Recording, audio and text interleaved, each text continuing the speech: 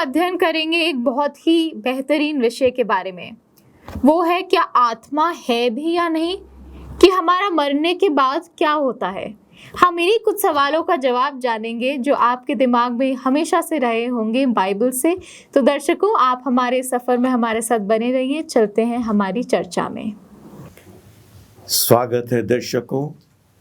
आज फिर से हम अपनी चर्चा में जाते हैं और वही हमारा शीर्षक रहेगा, मृत्यु के बाद क्या आशा हमारे पास है।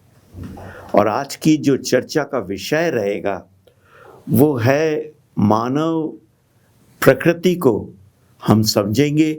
मानव की रचना कैसे हुई, किस चीज़ से हुई।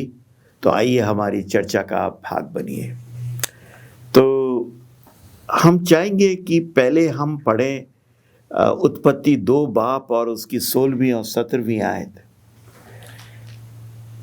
और यहोवा परमेश्वर ने आदम को ये आज्ञा दी, तू वाटिका के सब वृक्षों का फल बिना खटके खा सकता है, पर भले या बुरे के ज्ञान को जो वृक्ष है उसका फल तू कभी ना खाना, क्योंकि जिस दिन तू उसका फल खाएगा उसी दिन अवश्य मर जाएगा। जिस दिन तू उसका फल खाएगा उसी दिन उस दिन तू अवश्य मर जाएगा। ठीक है कि नहीं? ये प्रभु ने उसको बोला कि तू फल मत खाना, लेकिन तू खाएगा तो अवश्य मर जाएगा, अवश्य मर जाएगा। ठीक है। अब इसी के साथ एक आयत और पढ़ते हैं, उत्पत्ति 3 बाब और 4 आयत। तब सर्प ने स्त्री से कहा, तुम निश्चय ना मरोगे, वरन परमेश्वर आप जानता है कि जिस दिन तुम उसका फल खाओगे उसी दिन तुम्हारी आंखें खुल जाएंगी और तुम भले बुरे का ज्ञान पाकर परमेश्वर के तुल्य हो जाओगे। देखिए, 2 स्टेटमेंट आ गए। एक स्टेटमेंट प्रभु ने दिया कि तू इसका फल मत खाना, क्योंकि जिस दिन तू खाएगा उस दिन तू अवश्य मर जाएगा। और शैतान ने बोला, सर्प ने बोला कि तू निश्चय नहीं मरेगा, लेकिन तुम जब खा लोगे तो तुम भले की और बुरे की पहचान करोगे और तुम परमेश्वर की तरह हो जाओगे। 2 स्टेटमेंट है। अब ये 2 स्टेटमेंट में आप कौन से स्टेटमेंट को सही मानेंगे या उसको तवज्जो देंगे? जो परमेश्वर ने दिया या वो जो उसके बनाए हुए एक क्रीचर ने दिया, उसके सृष्टि करे हुए एक जानवर ने उनसे कहा कि तुम निश्चय नहीं मरोगे। देखिए, उस दिन उसने झूठ बोला और वो झूठ आज तक बोलता चला आ रहा है। शैतान ने आदम और हवा से कहा कि तुम निश्चय नहीं मरोगे। ठीक है, लेकिन परमेश्वर ने कहा अवश्य मर जाओगे। परमेश्वर झूठ नहीं बोलता, लेकिन शैतान जरूर झूठ बोलता है। वो झूठों का राजा गिना जाता है। तो वो उसने झूठ बोला और आज तक तमाम इंसानों को ये प्रूव करता है या ये साबित करने की कोशिश करता है कि तुम मरते नहीं हो। मरता क्या है? तुम्हारा शरीर, लेकिन एक आत्मा है तुम में, वो हमेशा के लिए क्या रहती है? जिंदा रहती है। वो अपने आप को आज भी सही ठहराता है। तो क्या आत्मा होती है? ये मेरा सवाल। लोग जो है आज जो जिनके बीच में अपन रहते हैं वो बिलीव करते कि आत्मा होती है, और वो ये भी बिलीव करते कि जब हम मर जाते हैं तो वो आत्मा हमें ये शरीर को छोड़ के खुदा के पास स्वर्ग में चल जाती है। देखिए, लोग इस बात को सोचते हैं या बोलते हैं कि हाँ आत्मा होती है और शरीर छोड़ के चली जाती है।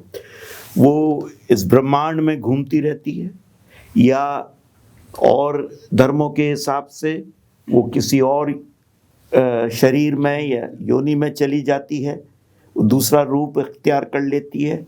आत्मा होती है कि आत्मा मरती नहीं है। ये कॉन्सेप्ट एक पेगन कॉन्सेप्ट है। ये कॉन्सेप्ट शैतान का दिया हुआ कॉन्सेप्ट है और उसके भरोसे आज सारी दुनिया जी रही है। अगर हम देखें, अगर हम भाषा की बारीकी को भी समझें, तो जो ग्रीक भाषा थी और जो भी आर्मेयिक भाषा जिसमें बाइबल लिखी गई है, तो वो दुनिया की सबसे पुरानी भाषा है और उसमें बहुत सारे शब्द हैं। तो अगर हम जब हिंदी में और इंग्लिश में उसको ट्रांसलेट करते हैं तो एग्जैक्ट हमें ट्रांसलेशन नहीं मिलता। हम जिसको कई बार किसी इंसान को देख के कहता है ये तो बहुत दुखी आत्मा है, तो हम उस आत्मा की बात नहीं करते कि जो मर जाएगा वो जिंदा रहेगा उसकी, तो आत्मा उसकी पूरी बीइंग की बात करते हैं। तो जो ये आत्मा की बात हो रही है उसकी पूरी एग्जिस्टेंस, उसकी जो वो है, यही उसकी चीज है। बात हो रही है। अब मैं चाहूंगा आप देखें कि जब प्रभु ने इंसान को बनाया तो कैसे बनाया। मेरे साथ खोलिए उत्पत्ति पहला बाब 26वीं आयत पढ़िएगा। फिर परमेश्वर ने कहा, हाँ। मनुष्य को अपने स्वरूप के अनुसार हाँ। अपनी समानता में बनाए, हाँ। और वे समुद्र की मछलियां और आकाश के पक्षियों हाँ। और घरेलू पशुओं और सारी पृथ्वी पर हाँ। और सब रेंगने वाले जंतुओं पर जो पृथ्वी पर रेंगते हैं हाँ। अधिकार रखे। देखिए, परमेश्वर ने कहा कि हम मनुष्य को किसके समान बनाए? अपने स्वरूप में। अपने स्वरूप में और अपनी समानता, अपनी समानता में। दो चीजें, इंसान को उसने अपने स्वरूप में और अपनी समानता में बनाया, लेकिन दुनिया के तमाम जीवों को, इंसान के अलावा जितने भी जीव हैं, उनको अपने स्वरूप में, अपनी समानता में नहीं बनाया। चाहे वो आसमान के पक्षी हों, चाहे वो जमीन पे चार पाए के जानवर हों, और चाहे वो मछलियां हों समुद्र की, कि सबको उसने अपने स्वरूप में नहीं बनाया, सिवाय एक इंसान को अपने स्वरूप में बनाया। नहीं सिर्फ स्वरूप में, अपनी समानता में बनाया। ये बहुत इंपॉर्टेंट है। समानता से आप क्या समझते हैं? Personality, character, equal, at par, ठीक है कि नहीं? आज हम सब में समानता है, वी आर एट पार, ठीक है। तो परमेश्वर ने अपनी समानता में बनाया। तो एक चीज का हम ध्यान दें, फिर उसने इंसान को काय से बनाया? मिट्टी से, ठीक है। उसने मिट्टी ली और मिट्टी से उसने क्या किया? पुतला बनाया और उसमें क्या किया? जीवन का श्वास फूका। ये दो चीज का ध्यान रखेंगे और एक ब्रेक लेंगे। दर्शकों, एक ब्रेक के बाद हम वापस लौटते हैं।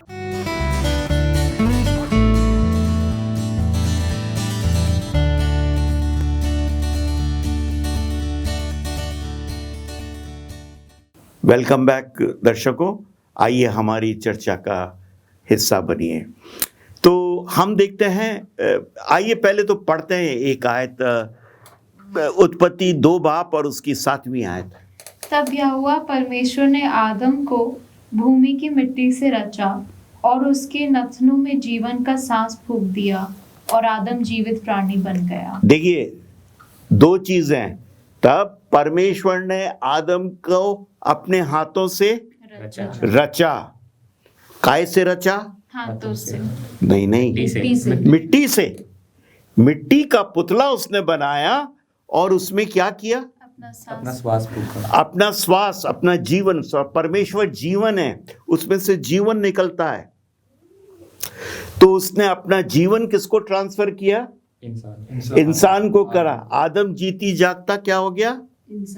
इंसान बन गया। उसने अपने प्राण फूके और वो जीवता इंसान बन गया, जीवता प्राणी बन गया, ठीक है। 2 एलिमेंट है सिर्फ, मट्टी और परमेश्वर का श्वास, उसका सांस, 2। और तीसरा एलिमेंट क्या आया? इन 2 को मिलने से क्या बना? जीवित प्राणी। एक जीवित प्राणी बना, अ लिविंग सोल।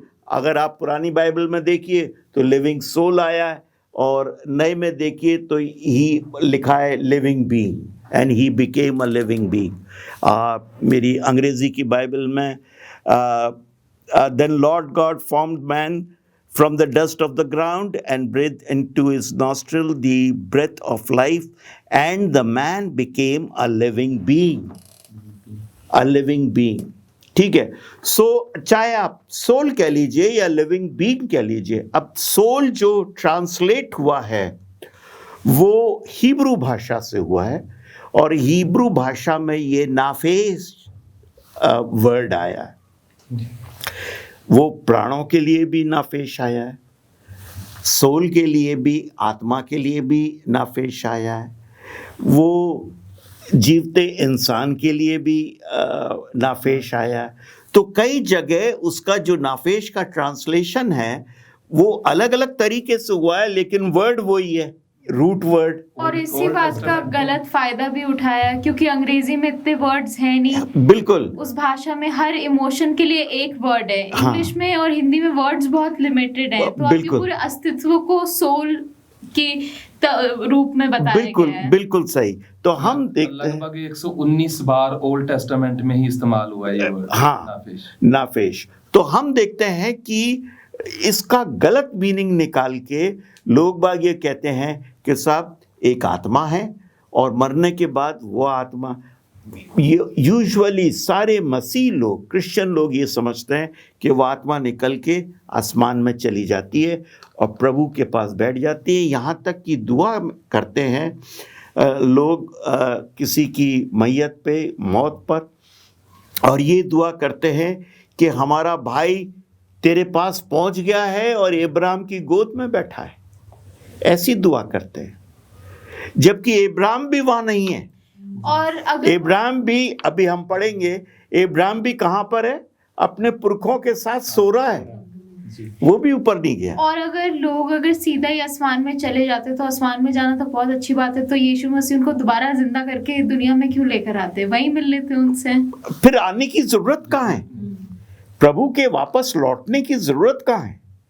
जी। और यही लोग मरते जाएंगे, उनकी आत्माएं ऊपर पहुंचती चली जाएंगी, और फिर बुरे आदमी की भी आत्मा पहुंच रही है, अच्छे आदमी की भी आत्मा वहां पहुंच रही है। तो फिर तो सब वापस लड़ाई हो जाएगी, अच्छाई और तो बुराई में। तो जजमेंट लेकिन का, ये आइडिया जो है सर, ये न्यू टेस्टामेंट में हम देखते हैं लूक 16 में हाँ, लाजरस के बारे में और रिच मैन के बारे में, कि एक, जैसे आपने अभी जिक्र किया कि एक अब्राहम की गोद में और एक आग में चला गया। तो ये इब्राहिम की गोद इसी पैराबल से, इसी जो दृष्टांत प्रभु ने यूज किया। देखिए, एक दृष्टांत है, एक कहानी है, और प्रभु की सारी पैराबल्स दृष्टांत है, उसका वो लिटरल नहीं है। बीज बोने वाला बीज बोने निकला, तो वो कोई लिटरल नहीं है, वो एक कहानी है, एक दृष्टांत है। तो आप उसको तो दृष्टांत मान रहे हो और इसको लिटरल ले रहे हो कि आत्मा वहां पहुंचती है। ये आगे आके हम पढ़ेंगे, लेकिन फिलहाल हम इसको यहीं पर ही छोड़ेंगे कि ये दृष्टांत है, और दृष्टांत की तरह इस वाले को, कहानी को हमें देखना चाहिए। ठीक है, हम आगे बढ़ते हैं, और एक सवाल मैं आपसे और करना मांगता हूँ जल्दी से। अगर हम क्या लोगों का क्या कॉन्सेप्ट है आत्मा का? लोगों को लगता है कि उनके जितने भी, और क्रिश्चियंस को भी, और हाँ। मतलब बहुत कम ऐसे लोग होते हैं जो सोचते हैं कि आप मरने के बाद मर जाते हो। उन्हें लगता है कि उनकी आत्मा यहीं भटक रही है। हाँ, वो उनको लोगों को दिखती भी है, हाँ। कई लोगों को, कि हम्म। उनकी आत्मा ने, हमारे पूर्वजों ने हमारी मदद कर दी, हमारे पूर्वज हमारी, वो कभी तारे बन गए, कभी हमारे साथ रह रहे हैं।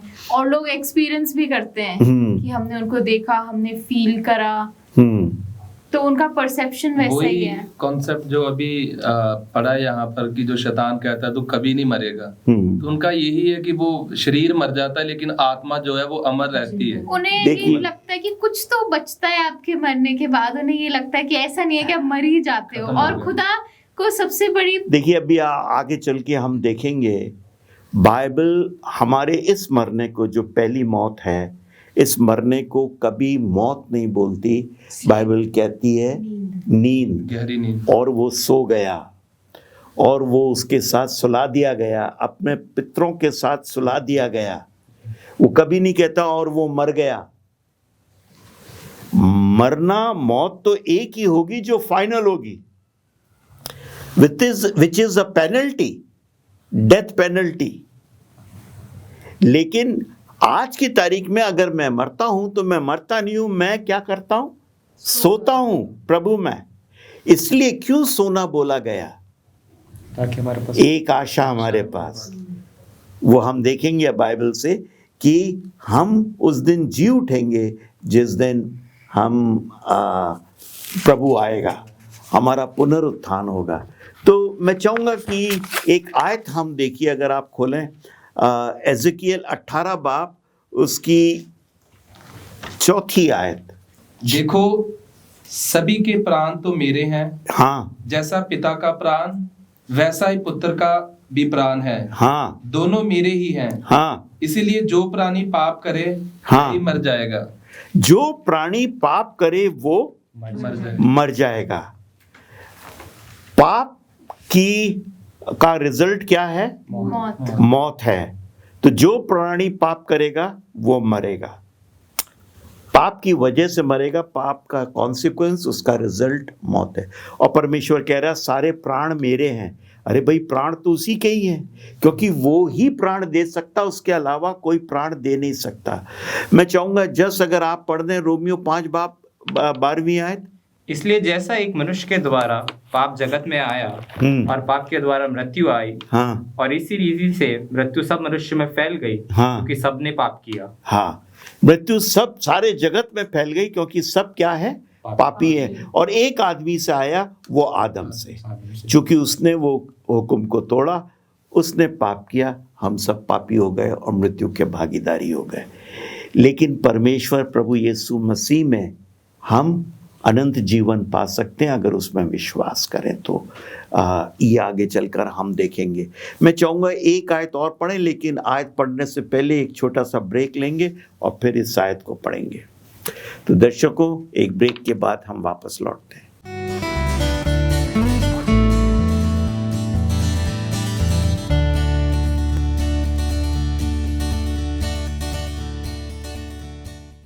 हम अपनी चर्चा को जारी रखेंगे। आपका स्वागत है।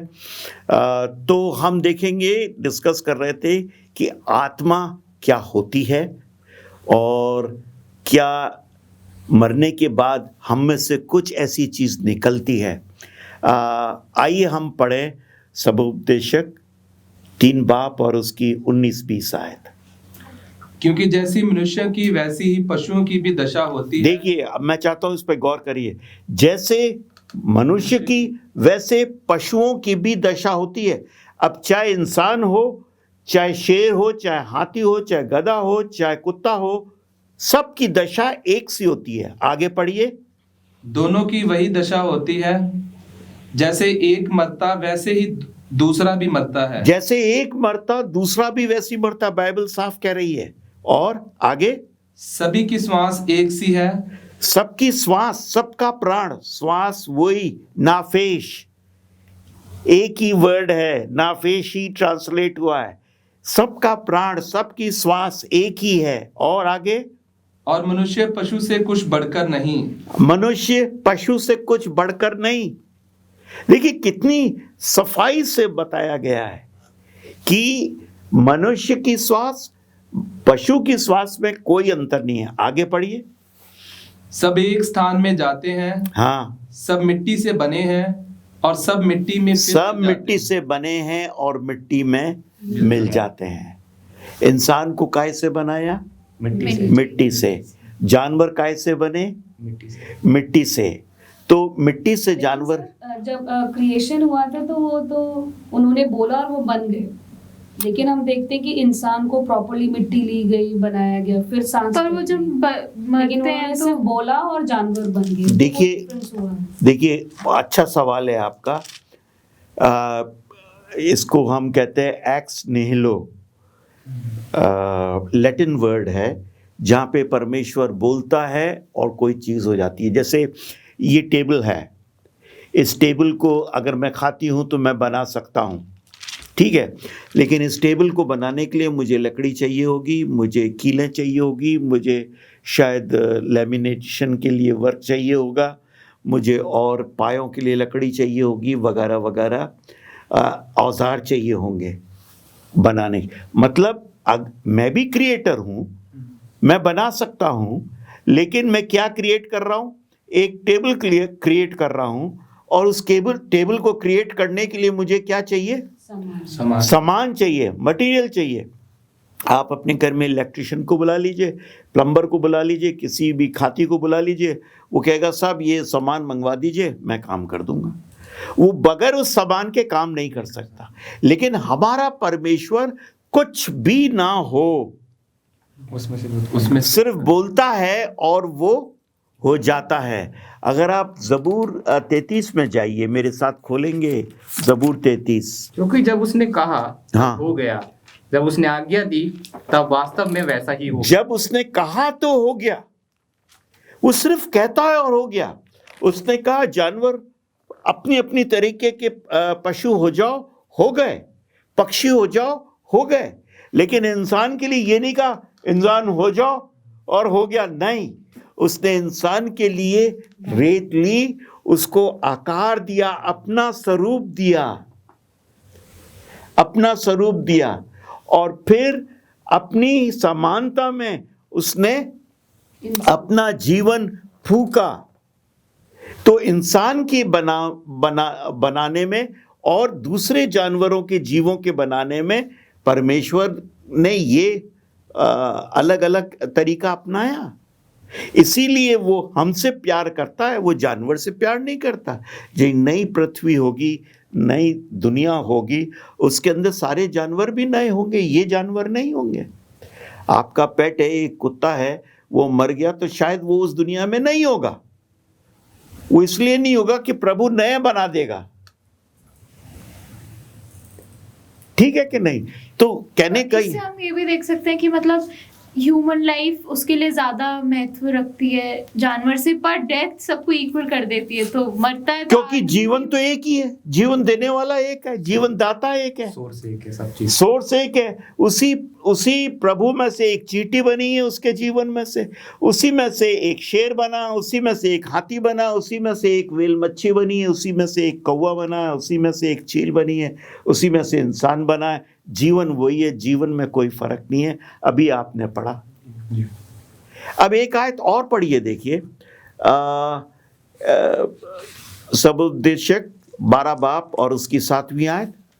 तब मिट्टी ज्यों की त्यों मिट्टी में मिल जाएगी, हाँ, और आत्मा परमेश्वर के पास जिसने उसे दिया हाँ, लौट जाएगी। देखिए मिट्टी यूं की यूं वापस मिट्टी में चल जाएगी जहां से मैं आया हूं, और आत्मा, अब ये कोई आत्मा नहीं है नाम, जो कॉन्सेप्ट है, प्राण बोलीजिए, वो सोर्स ऑफ लाइफ, जीवन, वो जीवन का जो फूंक उसने दी, वो परमेश्वर की है। वो ताकत, वो स्ट्रेंथ, वो उसके पास लौट जाएगी।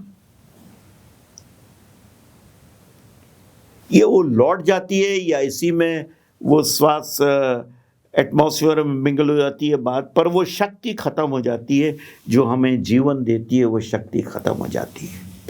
कहने का मकसद एक ही है कि इसमें 2 एलिमेंट है, रेत, जमीन की मट्टी, और प्रभु का श्वास, तो मिलकर हम एक आत्मा बने, जीवित आत्मा। लेकिन अगर जीवित आत्मा यहाँ खत्म होती है तो मट्टी मट्टी में मिल जाती है, प्रभु का श्वास प्रभु को लौट दिया जाता है। आत्मा नाम की कोई चीज़ नहीं है जो कि कहीं जाती है या कहीं रहती है। और अगर आत्मा है तो प्रभु जब वापस आएंगे तो क्या अपने साथ उन आत्माओं को लाएंगे, और फिर वो एक एक जने में फेंक फेंक के कहेंगे जा ये भारत सिंह की आत्मा है, ये विलियम भट्टी की, वो विलियम भट्टी के शरीर, विलियम भट्टी का शरीर ही नहीं होगा, वो तो मट्टी बन चुका है, फिर क्या होगा? अब सवाल आप ये करेंगे कि जब हम मट्टी बन जाएंगे तो हमारी क्या आइडेंटिटी रहेगी?